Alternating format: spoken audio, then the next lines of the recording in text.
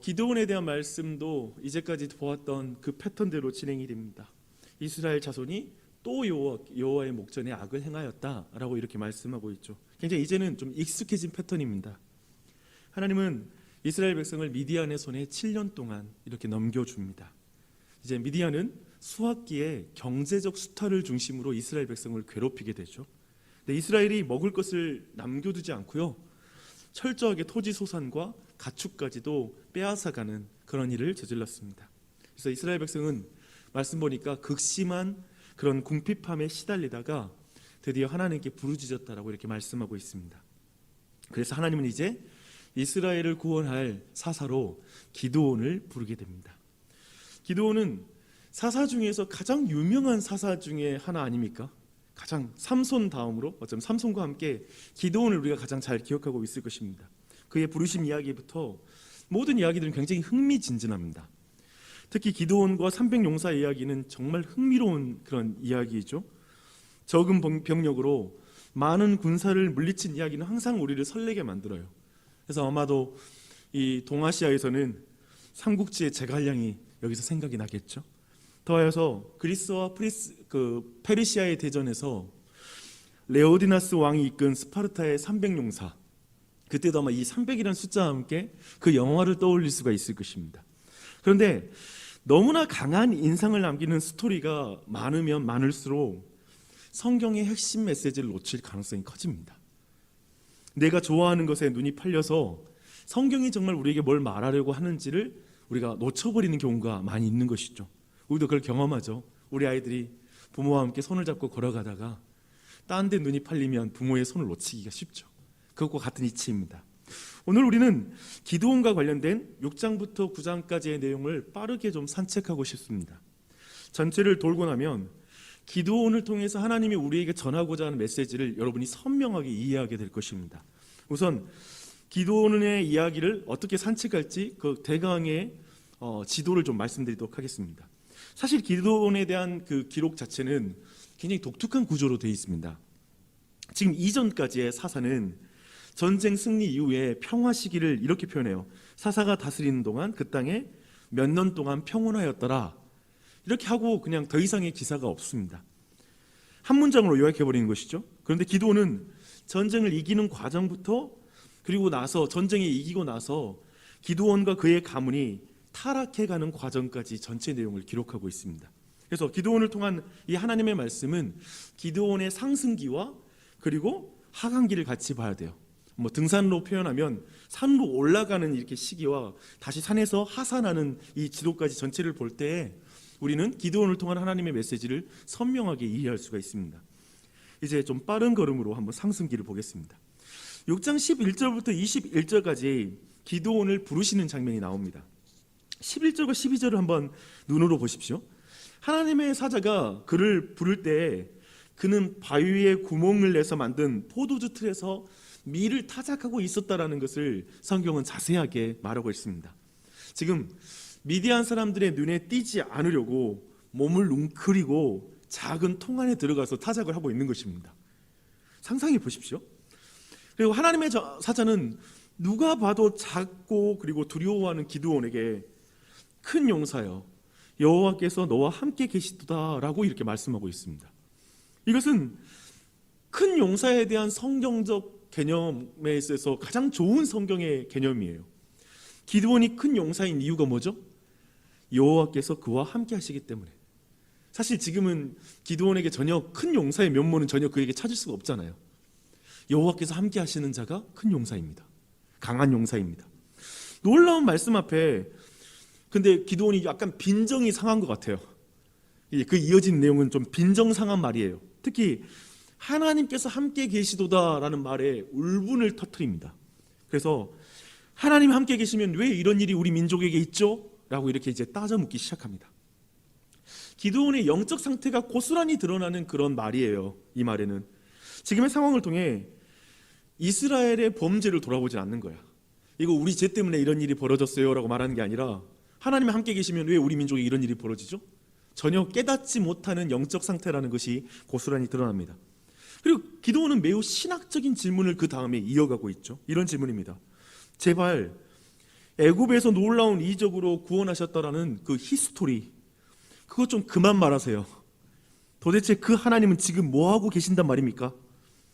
지금 이 포도주 틀에서 내가 이렇게 하고 있는 것은 하나님이 함께 하시는 증거가 아니라 우리를 버리신 증거 아닙니까? 이렇게 묻습니다. 하나님은 그런 삐딱한 기드온에게 말씀하십니다. 내가 반드시 너와 함께 할 거야. 그리고 내가 미디안 사람을 한 사람 치듯이 치리라 라고 이렇게 말씀합니다. 하나님은 기드온에게 설명하지 않고 사명을 주십니다. 그러자 기드온은 자신의 가문이 므낫세 지파 중에 가장 작은 가문이라고, 미약한 가문이라고 또 이렇게 말을 해요. 이 장면은 불타는 떨기나무에서 하나님의 부르심을 받았을 때 모세가 자꾸 육체의 연약함을 말하거나 말을 못한다 막 이렇게 말했던 그 핑계, 그 모습이 상상이 되지 않으세요? 연결되죠, 그렇죠? 여기까지 지금 기드온이 보여주고 있는 게 뭐죠? 이 부르심의 장면에서 그것은 그가 큰 용사, 강한 용사가 아니라 겁먹은 용사이다, 겁먹은 사람이다 라는 것을 우리에게 알려주고 있지 않습니까? 위대한 사사로서의 자질이 아니라 지극히 작은 자로서의 모습을 계속 보여주고 있습니다.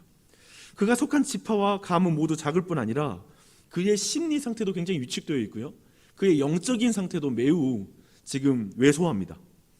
강한 용사라고 부를 수 있는 어떠한 자질도 보이지 않는다는 게 지금 이 부르심의 장면에서 우리에게 여과 없이 성경이 보여주고 있는 내용입니다. 그는 그래서 그 부르심 앞에 이제 하나님께 표징을 구해요. 특별히 기드온은 표징을 많이 구한 사람이에요. 그걸 주목할 필요가 있어요. 하나님은 기드온이 바위 위에 올린 고기와 무교병에 국을 붓게 합니다. 당연히 뭐 국을 부었으니까 불에 탈 리가 만무하죠, 그렇죠? 그런데 바위 위에서 나온 불로 그 모든 재물을 사름으로 기드온을 불렀다는 것을 확인시켜 줍니다. 그리고 이 일이 있고 나서 바로 하나님은 이제 기드온에게 종교 개혁을 명령합니다. 첫 명령은 방금 경험한 그 제사, 그 모든 상황과 아주 비슷한 그런 일을 재현하는 거예요. 지금 당시 수탈 상황에서 수소는 아마도 굉장히 정말 중요한 집안의 재산이었을 거예요, 그렇죠? 그 수소, 네, 그렇죠. 암소가 아니라 수소. 근데 아버지에게 있는 재산 중에 아마 제 1호가 수소가 아닐까 싶어요. 가장 중요한 그런 재산이죠. 재산 1호죠. 근데 그 아버지의 소를 잡으라고 그래요. 굉장히 아버지 싫어할 것 같아. 근데 아버지 소를 잡아서 이제 산 꼭대기에 제단에 올리고 아버지의 바알 제단을 하려고 그래요. 그러니까 자기 집안부터 개혁하라는 거예요. 지금 자기 집안에 있는 우상부터 깨뜨리라는 명령과 들어감과 함께 아세라상을 찍어서 그 나무로 이제 번제를 드려라라는 이 명령입니다. 그런데 주목할 것은 그가 이 일을 아버지와 마을 사람의 눈이 두려워 낮에 하지 못하고 밤에 행했다라고 성경이 자세하게 설명해요. 어떤 면에서 참 소심한 종교 개혁가입니다. 하나님이 표징을 보여줬지만 아직 겁이 많아요. 사람들 눈치를 보고 있어요. 계속 지금 성경은 뭐죠? 계속 기드온이 어떤 사람인지를 계속 드러내는 거예요, 그렇죠? 하나님께 소명 받았어도 어떻게 그 일을 수행한지를 말하고 있습니다. 이 일로 기드온은 이제 바알과 다투는 사사, 여룻바알이라는 별명을 얻게 되고 그런 사사로 알려지게 되고요. 그리고 나서 6장 33절 이하를 보면 이제 미디안과 대치 국면에 처하게 됩니다. 그런데 대치 국면에서 하나님께 또 표징을 구해요. 2번이나 양털과 관련된 표징을 구합니다. 여러분이 이걸 잘 알고 있으니까 더 설명하진 않을게요. 주님은 놀랍게도 또 표징을 구하는데 그 표징에 그대로 응답해 주세요. 그리고 그에게 확신을 주십니다. 그래서 미디안을 그의 손에 붙일 거라는 걸 확증해 주시는 거죠. 그리고 나서 이제 6장에서 기드온이 어떤 인물인지를 상세하게 말해주는 게 6장의 내용의 어떤 주 내용이라면, 이제 7장은 이스라엘의 군대와 관련된 당혹스러운 명령이 이제 7장의 주요 내용입니다. 그리고 전쟁이 이제 진행이 되죠. 하나님이 보실 때 이스라엘 군대가 문제가 있는 거예요. 무슨 문제가 있냐면 군사 수가 너무 많다는 거예요. 이게 문제예요. 그래서 7장 2절은 굉장히 중요하거든요. 한번 그 부분은 말씀을 함께 읽어볼게요. 7장 2절입니다. 여호와께서 기드온에게 이르시되 너를 따르는 백성이 너무 많은즉 내가 그들의 손에 미디안 사람을 넘겨주지 아니하리니 이는 이스라엘이 나를 거슬러 스스로 자랑하기를 내 손이 나를 구원하였다 할까 함이니라. 보십시오. 지금 이 말씀을 근거로 보면 6장 전체의 내용은 이렇게 요약할 수 있을 거예요. 기드온이 스스로를 자랑하지 못할 자질을 가지고 있음을 드러내는 장, 그게 6장의 내용이 될 거고요. 이제 7장은 그 백성이 자신들의 군사력으로 도저히 이길 수 없는 전쟁이다라는 걸 확인시키는 내용이 7장의 전체 내용입니다. 결국 32,000명이 이제 10,000명으로 줄어들게 되고요. 근데 이때 두려워하는 자들 22,000명을 제외시킵니다. 근데 여러분, 이 두려워하는 자들을 제외시켰다는 게 굉장히 중요하거든요. 조금 이따가 제가 설명드릴게요. 그리고 나서 이제 10,000명이 결국에 300명까지 줄어들어요. 사실 대적은 지금 성경의 뒤에 표현 보면 모래알과 같이 많은 상황이었기 때문에 숫자를 줄일 게 아니라 지금 최대한 끌어모아도 못할 판에 300명까지 숫자가 줄어듭니다. 지금 이 전쟁을 이기고 누구도 스스로 자랑할 수 없는 규모죠. 300명은. 거기에 포인트가 있어요. 누구도 자랑할 수 없는 숫자이다. 오직 하나님이 하셨다라고 말할 수밖에 없는 규모이다라는 걸 우리는 알게 됩니다. 그런데 이 과정에서 기드온이 두려워해요. 이게 포인트예요. 왜냐면 방금 전에 두려워한 사람들 다 보내버렸잖아요. 근데 이제 300명까지 줄어들고 나니까 이제 기드온 자신이 두려워해요. 7장 10절에 보니까 하나님은 그가 두려움으로 주저주저한 것을 정확하게 보십니다. 그래서 이제 적진에 내려가서 적진이 기드온을 두려워하고 있다라는 것을 듣게 함으로 용기를 주는 그 일을 다시 명령해 주세요. 그러니까 하나님이 다시 용기를 주시려고 너 적진에 내려가 봐 해서 거기서 기드온을 두려워하고 있는 미디안 군대의 말을, 속삭이는 말을 듣게 하시는 것이죠. 그리고 나서 이기는 과정은 그냥 넘어갈게요. 우리가 이 내용 너무 잘하니까 그냥 넘어갈게요. 그런데 이렇게 이기는 과정에서 기드온과 300용사의 기동력과 용기에서 승리의 원인을 찾는 설교를 좀 들어보셨을 거예요. 지금 이 맥락 보이시죠? 여기에서 기어코 또 승리의 비결을 벤처 정신에서 찾거나 작은 규모의 기동력이 또 승리의 원인이다. 근데 이런 거 찾으면 성경을 완전히 꽝으로 보는 것입니다. 지금 그걸 강조하는 게 아니잖아요. 그렇죠? 그게 아니에요. 전체 스토리가. 오직 하나님이 이기게 하셨다는 것에, 지금 하나님만 자랑하는 것에 지금 초점을 맞추고 있는 거예요. 그리고 나서 기드온은 승기를 잡고 나서 미디안 군대를 계속 추적해요. 근데 여기까지가 제가 보는 기드온의 상승기예요. 산으로 비하면 이제 산에 올라가는 정점에 여기에 올라간 거예요. 지금부터 산에 내려가기 시작합니다. 8장과 9장은 기드온의 하강기를 보여주는 내용들로 채워져 있습니다. 근데 8장에서 굉장히 주목할 일이 있습니다. 그건 뭐냐면 강력한 지파인 에브라임이 이제 기드온 군대가 승기를 잡으니까 그제서야 나와서 숟가락을 얹으려고 하는 그 대화가 벌어진 게 이제 그 대화입니다. 왜 우리를 일찍 안 불렀어? 이 전쟁에 일찍 불렀으면 안 붙었을 것을 이미 알고 있었으면서 이제 와서 그 말 하는 거예요. 8장 2절과 3절을 보면 기드온은 아주 겸손한 표현으로 그들과의 대화, 그 에브라임 지파의 그런 분노를 누그러뜨리는 말을 해요. 얼마나 싹싹한지 몰라요. 그런데 8장 4절 이하에 또 다른 사람이 나타납니다. 숫곳의 동족들이 지치고 허기진 기드온과 그 300용사를 돕지 않는 사건이 여기서 또 나옵니다. 이 숫곳의 방백들은 아직 완전히 미디안을 이기지 못한 상태에서 위험한 도박을 할 수 없다라고 생각한 것이죠. 그래서 도와주지 않겠다라고 말합니다. 그런데 이때 기드온은 에브라임과는 전혀 다른 태도로 숫곳과 분우의 사람들에게 대답을 합니다. 세바와 살문나, 곧 저 미디안의 우두머리를 죽이고 나서, 그리고 나서 돌아올 때 내가 너희들을 들가시와 찔레로 찢어 죽이겠다라고 이렇게 말한 것입니다. 사실 지금 에브라임과 숫곳 사람들 있잖아요. 에브라임은 뭔 말한 거냐면 왜 미리 부르지 않았냐고 따진 거였고요. 그리고 숫곳과 분우의 사람들은 난 나중에라도 부르지 않았으면 좋겠어 라고 이렇게 말한 거예요. 사실 성격상 비슷한 것이 있습니다. 그런데 기드온은 굉장히 상반되게 반응합니다. 왜냐하면 에브라임은 자기 힘으로 이길 수 없는 강한 지파이기 때문에 그런 것이고, 숙국과 분노의 사람들은 어느 정도 자신의 군사력으로 이길 수 있는 땅이기 때문에 그렇게 말하는 것입니다. 이게 지금 기드온의 하강과 관련이 있습니다. 기드온의 어떤 마음의 상태를 보여주는 거예요. 원래 기드온은 자신이 원래 누구였고 미디안과의 전쟁의 승리의 원인은 오직 하나님께 있다는 걸 이해해야 되잖아요. 근데 지금 그 안에 지금 모든 영광을 자신이 취하려고 하는 교만한 마음이 여기 안에 비치는 것입니다. 실제로 기드온은 승전 이후에 숙국과 분노에서 동족을 학살합니다. 그러니까 사사가 자기 동족을 죽이는 사건이 벌어지는 거예요. 굉장히 슬픈 사건입니다. 그리고 나서 마지막으로 8장 22절 이하의 내용을 간략하게 요약해 드리겠습니다.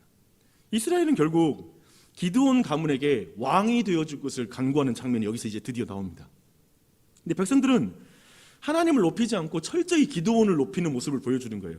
그리고 당신의 자손 대대로 우리를 다스려 주세요 라고 이렇게 요청을 하게 됩니다. 근데 다행히 기드온이 그들의 요청을 거절해요. 그런데 거절과 동시에 아주 역설적인 행동을 합니다. 8장 24절 이하를 한번 보십시오. 그는 왕이 받아야 될 예우와 영광을 구합니다. 금전적 보상을 구함으로 그는 매우 큰 부자가 돼요. 그리고 나서 굉장히 심각한 영적 문제를 그 뒤에 계속 일으키는데요. 뭐냐면 오직 성막에만 두어야 할 에봇이라는 제사장의 옷을 자신이 가지고 자신이 있는 곳에 머물게 하는 거예요. 당시 에봇은 실로라는 곳에 따로 보관되어 있어요. 근데 그걸 자신의 집에다 뒀다라는 이 의미는 뭐냐면 자기 동네를 예배의 중심지로 삼은 거예요. 원래 있었던 성막이 있는 그 장소가 아니라 자신의 장소에다 따로 예배에 대한 주도권을 쥐기 시작하는 거예요. 굉장히 문제가 심각한 것입니다. 그래서 27절에 보니까 성경은 이 행위가 이스라엘을 음란하게 만드는 행위였다. 그건 뭐냐면 이때부터 정말 예배가 엉망이 된 거예요. 사사 때문에 예배가 엉망이 된 거예요. 그런데 28절을 보니까요, 그 땅에 평화가 있었어요. 이 평화는 거짓 평화죠. 그렇죠? 예배는 엉망이고 망가졌는데 평화로운 거야. 그 상태를 보여줘요. 그리고 그 이후의 내용들은 기가 막힙니다. 기드온이 여느 왕처럼 첩을 70명을 둬요. 그리고 그들 중에 이제 나중에 이제 우리가 이제 9장에 보면 왕으로 스스로 자처한 아들이 나타납니다. 그래서 이 가문이 어떻게 마무리가 되는지를 우리는 알게 되죠. 지금 저는 우리가 함께 정말 짧게 사사 기드온의 인생을 우리가 빠르게 산책을 했습니다. 기드온이 큰 용사라고 불리는 유일한 이유는 오직 하나님 그를 택하여 부르시고 그와 함께하기 때문에 그렇습니다. 이걸 잊지 마십시오. 기드온에게 강한 용사의 자질을 찾을 수 없었죠. 그리고 300명의 병사를 통해서 전쟁에서 이기는 장면은 군사력에서 승리의 원인을 찾을 수 없다는 걸 철저히 보여주는 사건이죠. 하나님만이 하신다. 그래서 스스로 전혀 자랑할 것이 없는 인생이 기드온이에요. 자기를 자랑하면 안 돼. 그러니까 이 세상에서 우리가 거슬러 올라가는 삶, 이 세상에서 믿음으로 산다라는 거 뭐냐면 나를 자랑할 게 없어요. 오직 주님의 은혜만을 찬양할 뿐이죠. 그런데 그는 미디안과 전쟁에서 승리한 이후에 하나님의 사람으로서 인생에서는 실패합니다. 전쟁은 이겼어요. 근데 하나님의 사람으로서는 실패해요. 성공은 너무나 쉽게 하나님의 은혜를 잊게 만듭니다. 무섭죠.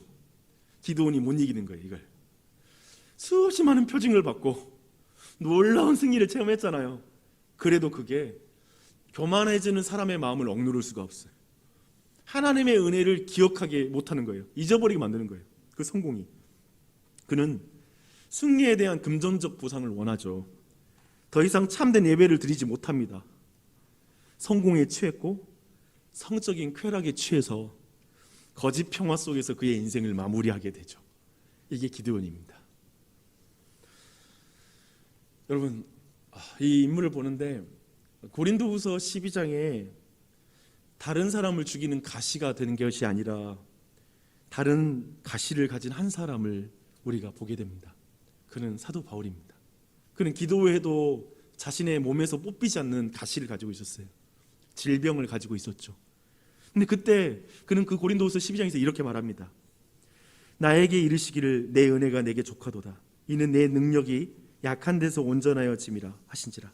그러므로 도리어 크게 기뻐함으로 나의 여러 약한 것들에 대하여 자랑하리니 이는 그리스도의 능력이 내게 머물게 하려 함이라.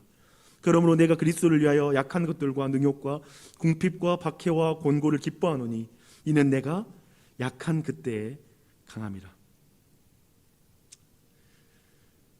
너무 다르죠? 저는 약한 때 강함이 된다라는 이 성경의 가르침, 사사기에서도 그걸 보지 않으세요? 반복되고 있다라는 거. 예상할 수 없는 사람이 사사로 쓰시니까 어떻게 이런 사람을 쓸까 싶으니까요. 근데 이 집요한 가르침 앞에 예전에는 이렇게 말했던 적이 있었던 것 같아요.